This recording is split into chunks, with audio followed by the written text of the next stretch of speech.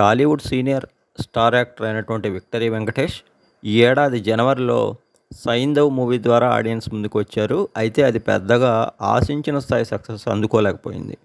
దానితో ఆ తర్వాత వెంకటేష్ అనిల్ రావిపూడితో సంక్రాంతికి వస్తున్నాం అనే మూవీ చేయడానికి సిద్ధమయ్యారు. గతంలో వెంకటేష్తోనే అనిల్ రావిపూడి తీసినటువంటి F2 అలానే F3 రెండు సినిమాలు కూడా మంచి విజయాలు అందుకున్నాయి.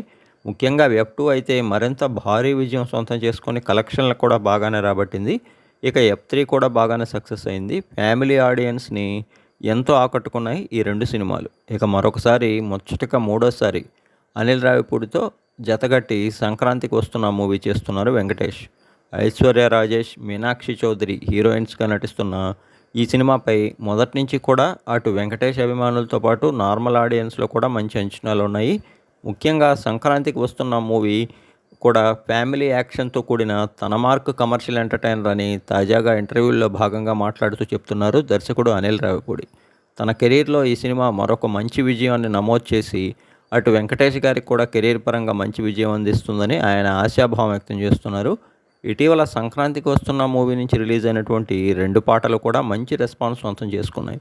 జనవరి 14న ఈ మూవీ గ్రాండ్ లెవెల్లో అత్యధిక థియేటర్స్లో ఆడియన్స్ ముందుకు రానుంది.